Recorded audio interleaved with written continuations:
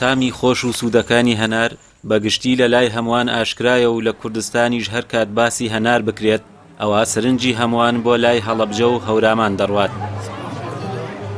بەدەر لە هەنارە ترش و شیرین و مێخۆشەکانی هەڵەبجە جۆرێکی تر لە هەنار کە بە هەنارە ڕەشە یان هەناری پیرمیکایلی ناوی دەرکردووە سەرنجی پسپۆڕانی خۆراکی ڕاکێشاوە.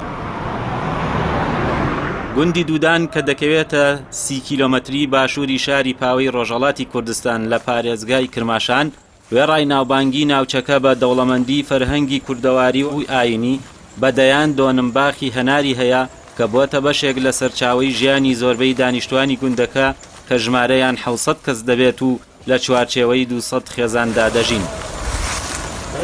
ئەوەی جێی سەرنجە ئەم ناوچەیە وێڕای دەیان جۆر هەنار جۆرێکی تایبەت لە هەنار لە باخەکانیدا بەرهەم دێت کە بە هەنارە ڕەشە یان هەناری میکایلی ناسراوە.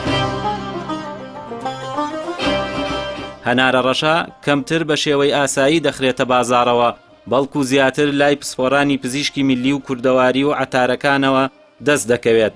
پسپۆڕانی خۆراک هەنارە ڕەشە بە چارەسەری کۆمەڵێک گرفتی تەندروستی دەزانن و لەم ڕوانگەیەوە هەنارەکە بە چارەسەری کۆکە ڕەشە دادەنێن. توێکڵی هەنارە ڕەشە هەرچەندە بۆ خواردن بەکارنایەت بەڵام بە پاکشکەرەوە و دژە میکرۆب دادەنرێت. هەنارە ڕەشە 15 جۆر ترشی تێدایە کە 6 جۆریان بە تەنیا لەم جۆرە هەنارەدا هەن و پسپۆڕانی خۆراک بۆ ئەو کەسانی کە گۆشت ناخۆن پێشنیازی دەکەن چونکە ئەم 6 جۆرە ترشە لە گۆشتیشدا هەن. ئاوی هەنارە ڕەشە دڵ پارێزراو دەکات و بە ڕێژەیەکی بەرچاو ئەگەری جەڵتەی دڵ و مێش کەم دەکاتەوە. دانیشتوانی گوندی دوودان وێڕای جەختکردنەوە لە تایبەتمەندی هەنارە ڕەشە ئەوەش پشڕاست دەکەنەوە کە خواستی زۆری لەسرە و هیوای ئەوە دەخوازن ڕووبەرێکی فراوانتری ناوچەکە بۆ بەرهەمهێنانی تەرخان بکرێت کە ببێتە دەستگیرۆیەکی باش بۆ بوژانەوەی باری ئابووریان.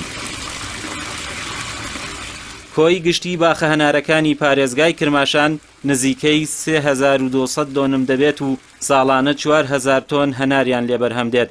نیوەی ئەو بڕەش لە باخەکانی قەتفاڵی شاخ و چەمەکانی هەورامان و شاری پاوەدا بەرهەم دێت بە جیاوازی ئەوەی کە زۆربەی هەنارەکانی ئەو دەڤەرە هیچ پەینێکی کیمیاییان بۆ بەکار نایەت بۆ ئەوەی کاریگەری خراپی لەسەر سوود و بەکارهێنانەکانی لە بواری پزیشکی میلی و چارەسەردا نەبێت.